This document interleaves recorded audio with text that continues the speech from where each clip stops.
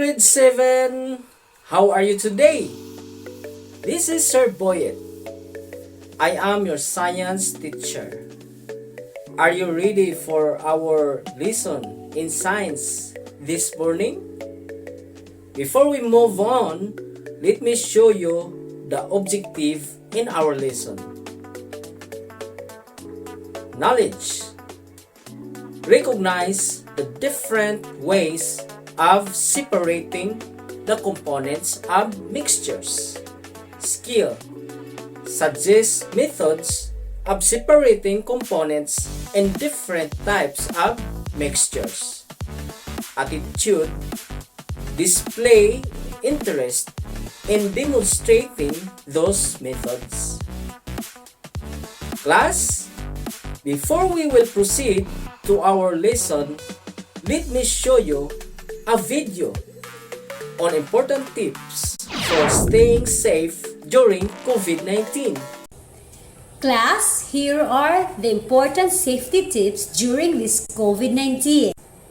Tip 1. Practice good hand hygiene. Wash for at least 20 seconds. If you can't use soap and water, hand sanitizer is a good alternative. Make sure sanitizer is 70% alcohol. Tip 2. Practice social distancing. Maintain at least 6 feet of distance between you and others.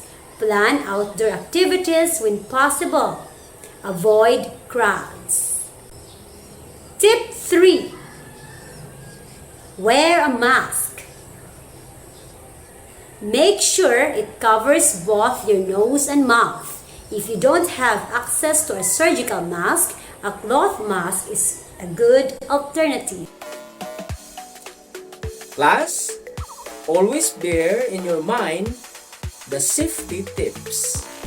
Class, do you remember our previous lesson? Yes, it was all about different types of mixture. Class, what is a mixture? Yes, a mixture is a classification of matter which is made up of more than one substances combined physically. What are the two classifications of mixtures? Yes, these are homogeneous and heterogeneous mixtures. What are the types of mixtures? Very good! These are solutions, suspensions, and colloids. Class, this morning I have important questions related to our discussion, and this will serve as your guide for today's lesson. Important questions. Number 1. Is it possible to separate the components of mixture? Why? What are the things to consider in separating components of mixtures? 3. What do you think is the best method would you suggest in separating components of mixture? And why? Before we can answer these questions, we will take up first our new lesson. Now, let's have our new lesson. Are you feeling good? Very good! Mixtures are physical combination of two or more substances. Air, soil, garbage, and concrete are examples of mixtures. In our surroundings, most materials are mixtures of two or more components, homogeneous such as solutions and heterogeneous such as colloids and suspensions. Mixtures can be separated into their components by different methods. In choosing separation technique, the nature of the mixture is considered. What are the methods of separating components and mixtures? Evaporation, filtration, decantation, extraction, flotation, crystallization, sifting, magnetic separation, centrifugation, distillation, rectification, winnowing, and panning. Separating homogeneous mixtures. You have learned about the different mixtures and their characteristics. Homogeneous mixtures have components that are evenly dispersed, that their components are not easy to identify.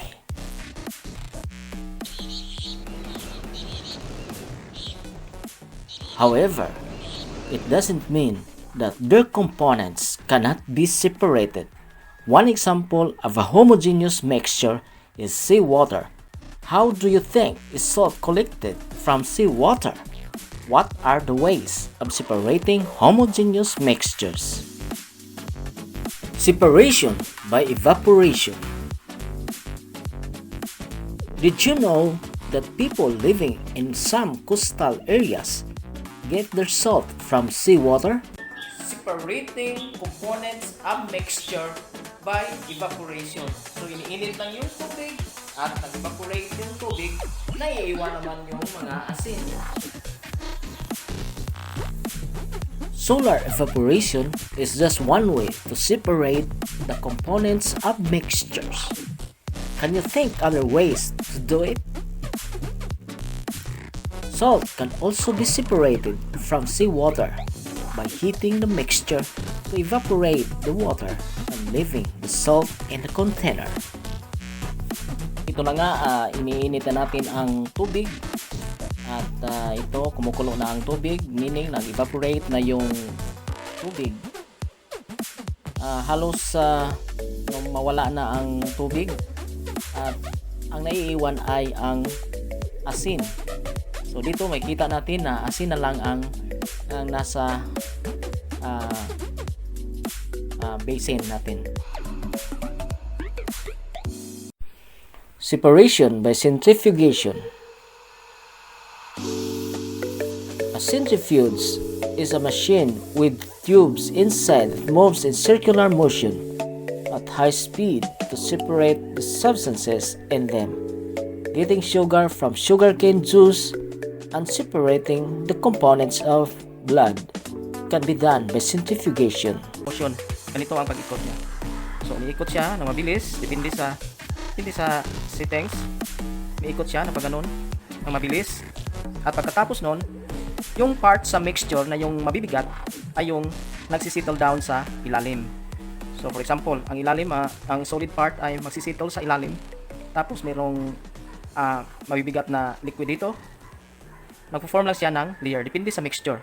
So, posible na ang nasa ilalim ay solid part, ang pangalawa ay yung mabibigat na liquid part, at yung pinakamagaan ay dito sa ibabaw. So, sa ganitong paraan, mas-separate na natin ang mixture sa pamamagitan ng centrifuge, paggamit ng centrifuge. Ang tawag dito ay centrifugation, na kung saan ihiwalay ang components sa ating mixture sa pamamagitan ng centrifugal force. Ito, makikita natin na ang whole blood sample ay sinasalang sa centrifuge at ito naman ang resulta. So makikita natin ang mga layers ng red blood plasma.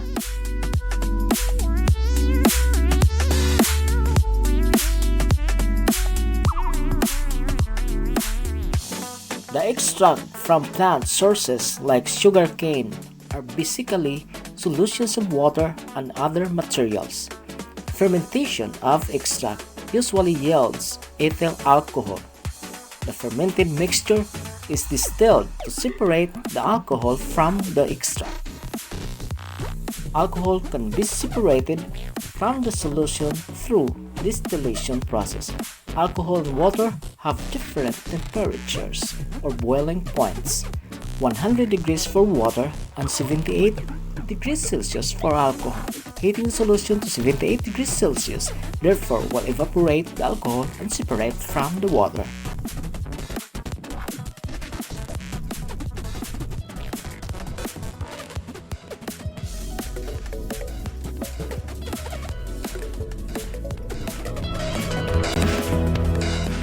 ito nga yung illustration natin about, tawag dito ay distillation process. Sa distillation process, may dalawa tayong process tulad ng vaporization or evaporation, then condensation. So una, ang mixture ay iniinit natin. So this is our heat source. So iniinit muna natin ang mixture.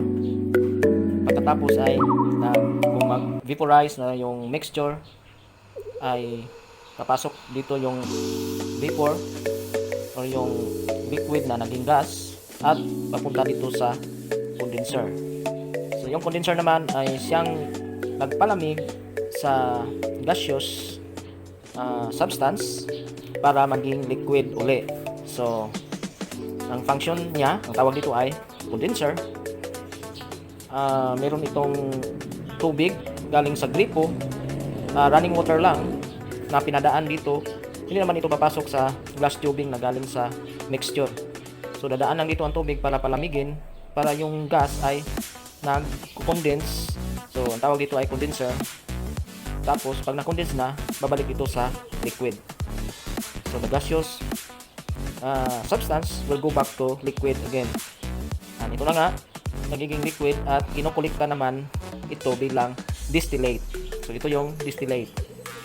So kung halimbawa ang mixture ay gusto nating ihiwalay ang alcohol sa ibang liquid mixture tulad ng water or tubig, ay kailangan i-monitor natin ang temperature. So alam naman natin na ang boiling point ng alcohol ay 78 degrees Celsius. Kung aabot ito ang temperature ay magiging gas na yung alcohol. So naiiwan naman yung ibang components ng mixture. So yung gaseous alcohol in 78 degrees Celsius ay papasok dito at nag-condense uli dahil pinalamig nga natin gamit ang condenser at nagiging liquid uli. Ito ay nagiging distillate, pure alcohol na ang nakukulikta natin. Separating gases by rectification.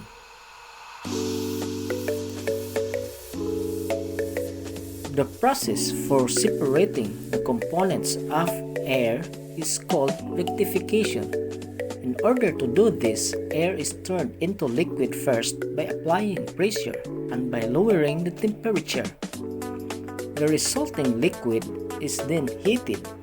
Each component of the liquefied air evaporates and turns into gas at different temperatures. For example, nitrogen turns into gas at a lower temperature and can be collected in another container, while oxygen remains liquid. Elements. Separating by crystallization. Mixtures whose components have varying solubility in a given solvent, usually water. Soluble components crystallize out of hot solution by cooling. Dito, ang maruming kristal ay tutunawin lang sa mainit na solvent at pagkatapos papalamigin uli para mag-crystallize yung pure substance. At dito, ang resulta, yung pure substance ay mahiwalay sa dumi nito. Separating heterogeneous mixtures. Heterogeneous mixtures are easier to separate because you can still see their components. What are some ways of separating heterogeneous mixtures?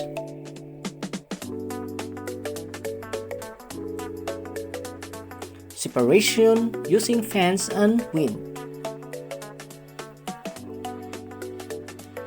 In winnowing, grains are tossed in front of fan. The wind blows off the lighter pieces of hull and dirt, while the grains fall straight into the containers. Winnowing is applied in order to completely separate the hulls from the rice grains. It is also done after pounding the rice grains, when pieces of hulls are still get mixed with the white rice. Winnowing can also be done without wind or fan. Mixtures of rice grains and hulls is placed on a bilao and then shaken and tossed. The lighter pieces of hull fall slower than the grains. The moving bilao after catching grains leaves the hard pieces separated from white rice. Separation by panning. Gold panning is done by choosing part of the river where gold is most likely present. The pan is gently swirled until the heavier materials sink to the bottom. The settled materials sifted for tiny pieces of gold. Some minerals, like gold, can be obtained not only by mining but by panning. It is one of the oldest methods of separating gold in river beds. Gravel from the river is scooped into a pan with little water. Lighter materials are spilled out. Separation by decantation. Decantation can be done in a mixture with liquid and solid components. The process is settling heavy solids and pouring off the liquid.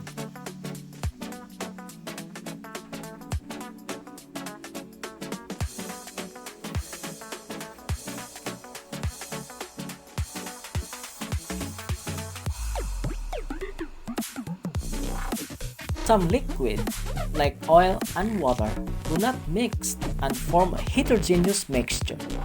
They are immiscible liquids.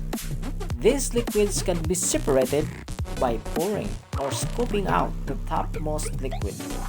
This process is called decantation.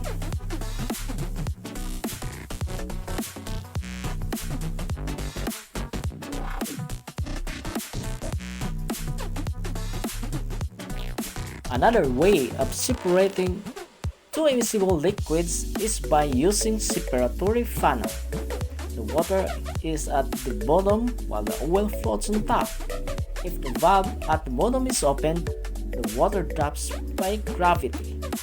After all the water has been drained, only the oil remains. Separation using strainers and filters. You have learned that heterogeneous mixtures with large solids suspended in a liquid can be separated using strainers.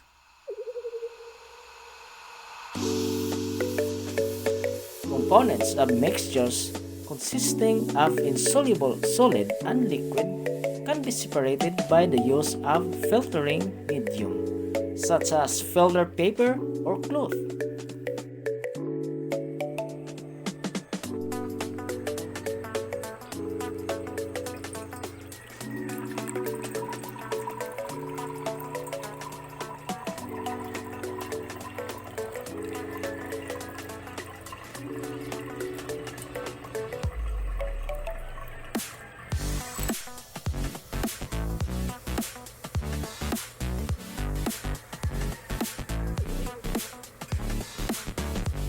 Separation by sifting.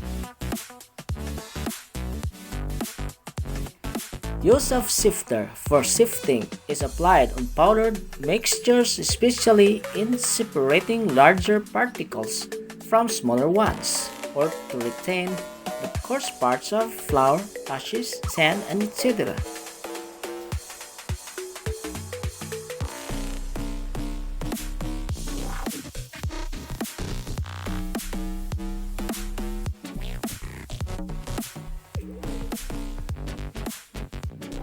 Separation using magnets. The use of magnets takes advantage of the magnetic property of one component. It is used to separate mixtures with one magnetic property and the other components are non-magnetic.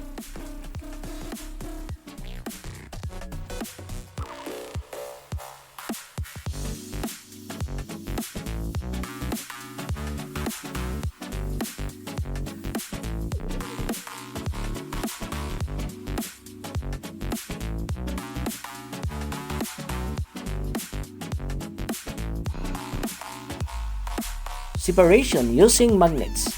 Magnets can separate certain metals from a mixture.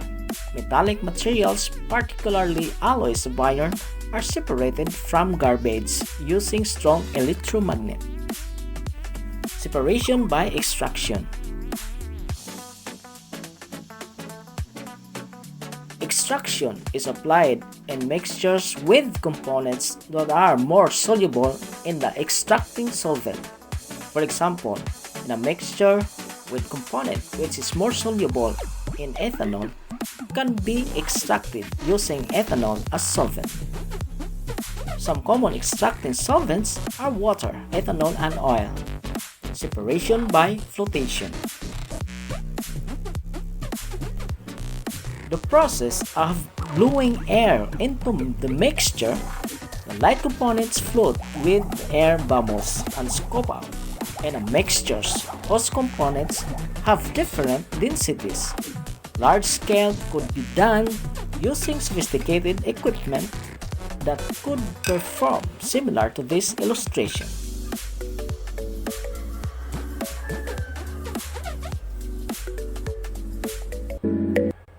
Class, segregation of garbage using methods of separating components of mixtures is very important so that you can easily identify which materials are useful or harmful. Some non-biodegradable materials can be reused or recycled, and all biodegradable materials can be decomposed into organic fertilizer. Organic fertilizer is very useful to our school garden. Do you have a garden at home this time of pandemic? If you have, you better add the soil with compost for you to have an abundant harvest. I have here questions from lower order to higher order. This is thinking skills for you to answer and for me to find out if you really understand our lesson. Number 1. What are the different types of mixtures? Yes, the different types of mixtures are solutions, colloids, and suspensions. Number 2. What are the methods of separating mixtures? Very good!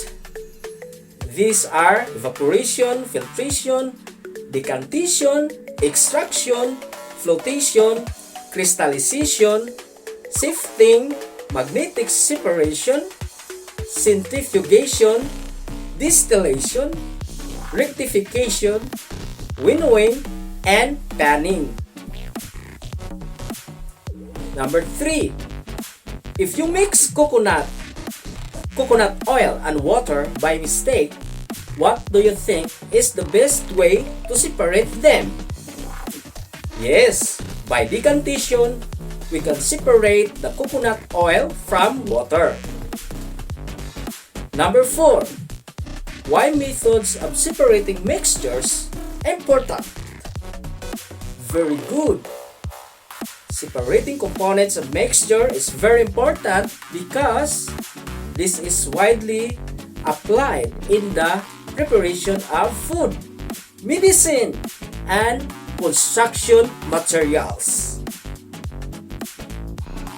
And number 5, how can we help the environment using these methods?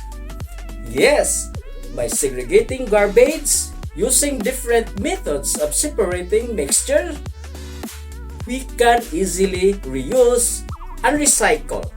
Therefore, we can reduce the harmful waste in our environment. Alright, class, we have here a situation about how will you apply the methods of separating mixture in daily living. Example, a landscaping business receives a dump truck full of an unsorted mixture of sand and stones from a gravel. The business wishes to sort it so that bags of sand can be sold for use in sandboxes, and small stones can be sold for landscaping projects. What type of separating methods would you suggest and why? Very good! By sifting, we can easily separate smaller particles like sand by passing through a metal screen and retain the larger particles or parts such as small stones or gravel. Class, to generalize our lesson, let us answer this question. What are the different methods of separating components of mixtures?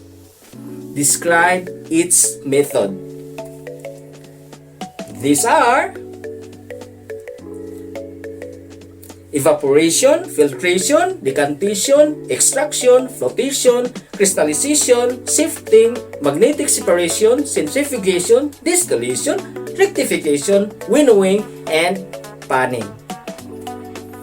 And now, we can describe here in your screen, you can see the description and application. Now, let us check your understanding. Exercise. Suggest a method that can be used to separate the components of the following mixtures.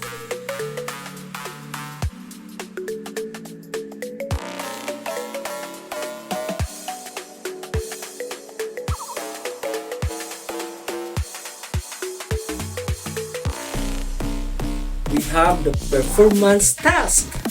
How can methods of separating mixtures contribute to the segregation of garbage in our school and in the community? Write it in a one whole sheet of short bond paper. Here's the rubrics. In your screen, we can see your rubrics. You will be scored according to quality of writing and grammar usage and mechanics. Your score is 5 if you are excellent, meaning the answer was very informative and well organized. No spelling, punctuation, or grammatically errors. Your score is 4 if you are very good. The answer was somewhat informative and organized. Few spelling and punctuations errors, minor grammatical errors. Your score is 3 if you are satisfactory, meaning your answer gave some information but poorly organized. A number of spelling, punctuation, or grammatical errors. And your score is 2. It means needs improvement, meaning your answer gave no information and very poorly organized. Class, that was all for our lesson, and I hope that you learned from it. Once again, this is Sir Boyd. Keep on watching and learn something. Thank you! Stay safe and God bless. Bye-bye! Isang magandang araw po sa inyong lahat. So ito yung ating lesson plan sa video lesson natin. Meron tayong content standard at performance standard. Ito ay kunin natin galing sa curriculum guide. At maglagay din tayo ng competency. So ito yung competency at dahil sa nasa D3 na tayo, maglagay tayo ng objectives para sa ating lesson. So ito yung content, yung ating i-discuss mamaya, ito yung methods of separating mixture, ito yung content natin. So dahil may mga resources tayo, na galing sa milk, sa mga books at LAS. So lagyan natin ng indicator. Ito ay nasa indicator 7. Tama ba ako? Kung hindi ako tama, so kayo na lang ang open for correction ito. So dito naglagay ako ng indicator 2 kasi gumamit ako ng mga videos at usually nasa YouTube ang ginamit kong videos, no? So dito simulan na natin ang review. So mas maigi siguro na mas mainam pag ipaalam sa kanila ang mga objectives. At pagkatapos nun, magsimula na tayong mag-review. So, dahil sa pandemic ngayon, so bago tayo mag-review ay ibigay muna natin ang mga tips sa health protocol ng ngayon, COVID-19. So, ito ay health integration, di po ba? So, pagkatapos nun ay simulan na natin ang mga review questions. At pagkatapos ng mga review questions, ay sunod naman natin yung mga important questions, mga guide ng ating mga aral para makinig sila sa ating diskusyon. So, ito yung guide nila habang nakikinig sila sa ating diskusyon. May mga questions. At meron tayong ibigay natin kung ano ba yung ating i-discuss. Kaya naglagay ako ng indicator dito. So, meron tayong hint na ibibigay sa kanila kung ano ba talaga ang ating mga diskusyon. So, i-present lang natin ang ating lesson. So, ngayon, magsimula na tayo sa ating diskusyon. So, dito, i-discuss natin ito lahat. Kung meron tayong bagong kaalaman base sa itong research, sa ating research, input lang natin sa kanila. So, ito yung ating mga discussion. So, syempre, maglagay tayo ng mga indicators para madaling makita natin kung tama ba ang ating discussion. Ito by alinsunod sa ating template na kailangan talaga meron tayong indicator. So, dito naglagay ako ng indicator at meron pa akong integration. So, meron akong integration, TLA integration. Science ito at meron akong TLA integration. At ito naman, dito tayo may i-apply natin yung higher order thinking skills. So, maglagay tayo ng mga HOTS questions. So, dito, ibigay natin ang mga HOTS question. From lower order to higher order thinking skills.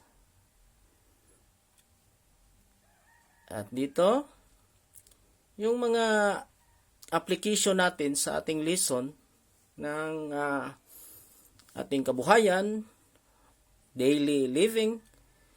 So, dito na binigay ko yung sitwasyon. So, ito ay sitwasyon na kadalasan ginamit natin sa ating araw-araw na pangkabuhayan. So, dito, meron tayong